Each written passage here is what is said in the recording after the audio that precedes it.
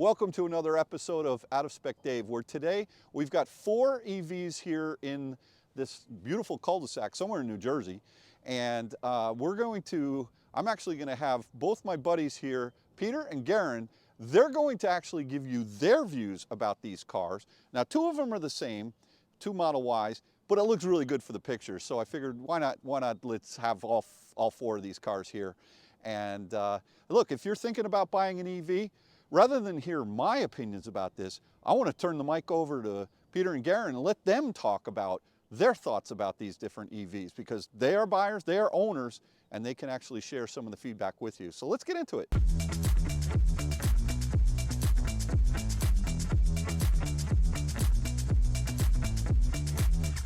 First of all, welcome to New Jersey. This is the greatest part of New Jersey we don't want anybody to know about. We're out in farm country, and we're at actually my cul-de-sac where we live, and we parked these 4 vehicles because at this point we're the proud owners of 2 Teslas. I'm a proud owner of an ID.4, and Dave drove down from Connecticut with his Model 3. So at this point we're just going to show you a little bit around these cars and fill you in a little bit. All right, this is Geren's vehicle. This is a Model 3 all-wheel drive, 2023. Model 3? Excuse me, Model Y.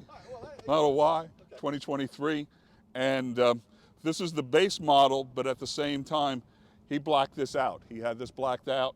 He also did the windows, so it's black and black. He's looking to put black wheel covers on, but at this point, this is where it's at.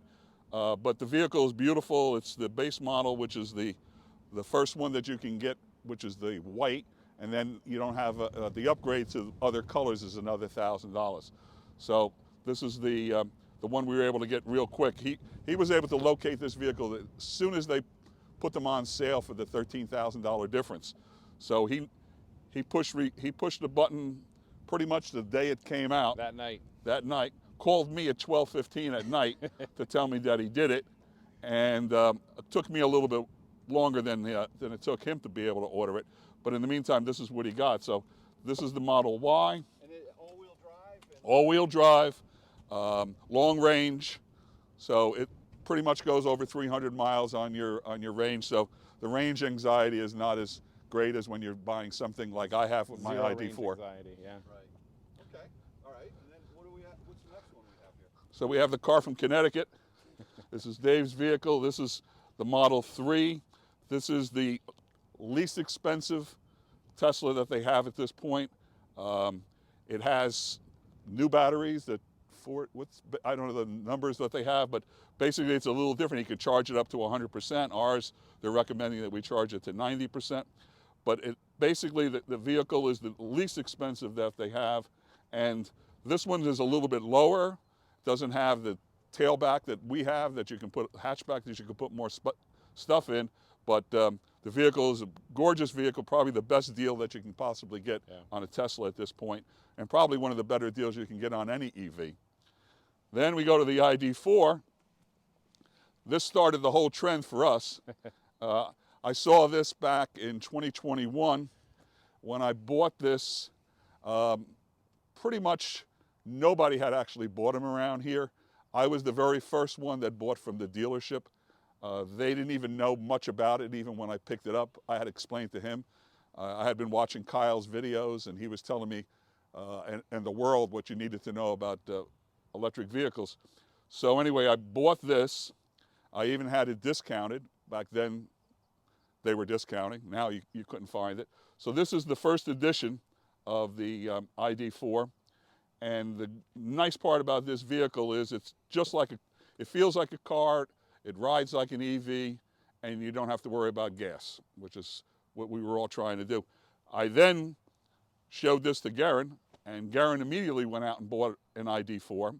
His was white, which was actually the color I really wanted, but I settled for this one. And then after that, one of our buddies, he bought one the next week. And then how many months later? My parents, His parents bought an ID.4. The greatest part about this vehicle is how it rides. It's smooth, it's comfortable. When you go over bumps, you don't feel much at all when you're driving it. The downside is it's the range. You get range anxiety, especially in the winter.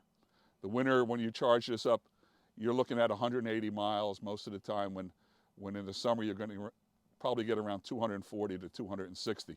So there is a big difference when you're driving it in the winter. But the nice part about it is when I purchased it, it was $44,000, and I was getting the $7,500 from the federal government. I missed out on the New Jersey one, but here in New Jersey we don't pay sales tax. So basically this vehicle is 37 on EVs. So this is basically a $37,000 vehicle, and again, where are you going to get an EV for that kind of money? So on the ID.4 that we had, it was a dual motor, all-wheel drive, Pro S model. So we had the glass roof, we had the bigger wheels, and it was a beautiful car. I mean, fit and finish, I think Volkswagen takes it. You know, I've heard the terms, Volkswagen is a automobile manufacturer who's producing EVs, whereas Tesla is a technology company producing vehicles. So I think hands down, Volkswagen takes it for fit and finish. You know, there's no door gaps from the factory. There's no really no issues, where sometimes Tesla needs a little finessing after you take delivery. Overall, both great vehicles. Just the technology was more important to me, and that's why I switched to Tesla. Okay, this one has a long story, but I'll try to make it brief. This car pretty much was an afterthought. Gehren had picked his up, kept telling me, go ahead, you got to go do it, you got to go do it, you got to go do it. But I didn't want to trade in my ID.4, so I'm thinking to myself, well, why do I need another vehicle? I'd have 4 vehicles at that point. So we're talking about it, I'm talking about it with my wife, and she came up with the idea. She says, I wanted to be able to drive to Florida without range anxiety. And the ID.4 in the winter, when we would go down for a month, range anxiety. So with that, I said, well, you know, I have a Corvette. We're not using it as much. It was like brand new. It was a Beautiful car. 2015, gorgeous, absolutely gorgeous. So I says, well, maybe if I sell that and then I buy this, that maybe that might be a way to get around the range anxiety going to Florida. So of course I waited 3 weeks before I actually did it. By that point, the whole world was doing it. So we had a real hard time locating a vehicle. It took us 2 days to finally locate a vehicle. But when we did, I was looking for a white, and this is how I wound up with this one, because that's the one that popped up. It was an extra $1,000 for the color, but at that point I didn't care. We were able to locate a car. We didn't have to go through what we were going through before that. And a couple weeks later, because I had a little difficulty in trying to coordinate when to go pick it up, but a couple weeks later we drove down. Gehren picked us up and drove us down there to pick up the vehicle. And the whole ordeal probably, and I can't even say it's an ordeal, it took about 15 minutes.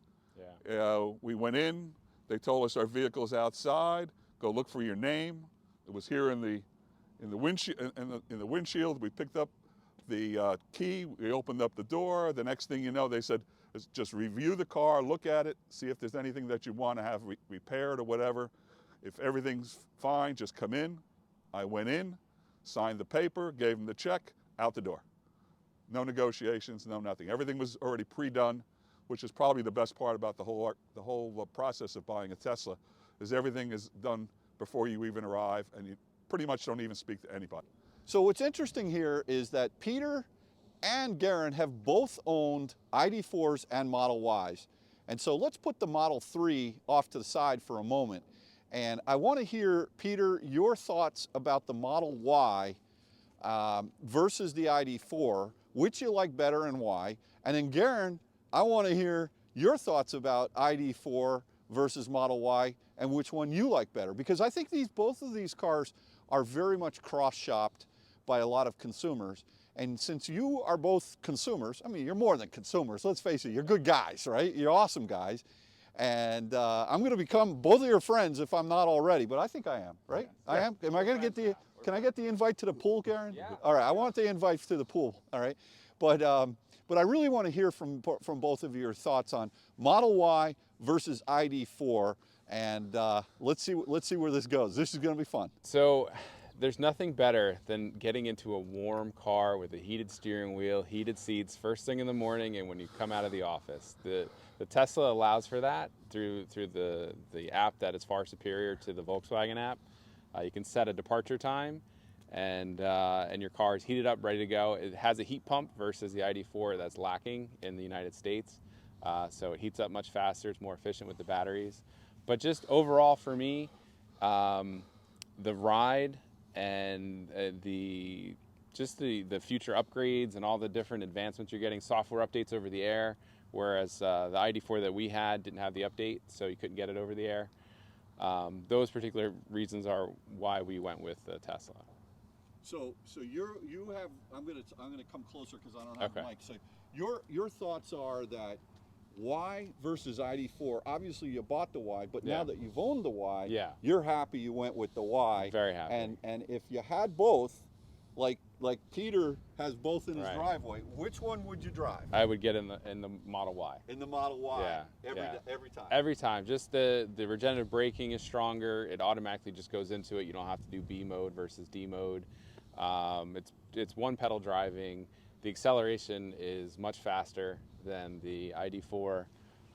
There's nothing wrong with the ID.4. It's just if I had the choice of the two, I would go Model Y. Right. Okay. And I know you mentioned that the preconditioning of the cabin, that you can do that in the Model Y, but you Yeah. can also do that in the ID.4. Is it? Did You it can't just have heated not work very No, often? you can't have heated seats or heated steering wheel. Oh. With at least when I had it, the app the way it was, maybe they made advancements, but you could not have the heated seat. And there's nothing better. I roll out of bed to bring my daughter to the bus, and I just grab that heated steering wheel and heated seats, and I'm off. I don't need a jacket or anything. It's beautiful. Right. All right. So now, Peter, you actually do have an ID.4 I have and a two, Model Y sitting right. in your driveway. Exactly. And so if it's a beautiful Sunday morning and you're going to grab your golf clubs and you're going to go play, which car are you taking and why? Okay. I hate to say it, but I go into the ID.4. Probably because I'm twice his age and getting older, and I'm kind of used to gliding along a little bit more than the feeling that I get when I'm driving the Y. Now, I love it. I think the Y is fantastic. I love the speed of it. Definitely there's more advancements in the car. No question. All the things that Gehren was saying is definitely true. But the difference of the ride for me versus the ride that I get in the Model Y, it's a little bit smoother. Definitely when I go over bumps, I don't feel them as much. Sure. The acceleration, they're all fast if you put your foot down. The regenerative braking, I'm used to it. My wife really enjoys it, so that's also good. And I think for the most part, maybe because it was the first one we got, I kind of gravitate to this. But then at the same time, when I'm trying to show off a car, I definitely put myself in the Tesla, and then I show off when I'm driving that car. But between the two, I kind of lean. Like I played golf last week, and we took the ID.4. Probably this week I'll take this, but driving wise, I kind of enjoy the ID.4. So there you have it, folks. We've got the summation, the ID.4 versus the Model Y. Peter, he's taking the ID.4 out as the daily driver, but when he's driving down to Florida, he's taking the Model Y. And look, you heard Gehren. Geren's like no regrets buying the Model Y. He's like in love with the Model Y, even though it's his wife's car, because he's got a sweet 4Runner over there that when he hits he's a fireman, local fireman here, volunteer, and you know, when he goes out to the fires, he's grabbing the 4Runner there, jacked up with the beautiful wheels. I love that thing. I'm going to go for a ride in that in a few minutes. But listen, guys, thank you so much for your inputs. It's really important that people hear. I think this is a great assessment. Look, at the end of the day, these are both awesome cars. You cannot make a mistake. Go drive them both. Go check them out. But make sure that you go, drive them. That's the most important thing. And at the end of the day, buy what is right for you. So thanks again for watching another episode of Out of Spec Dave, and we'll catch you on the next one. Take care, guys.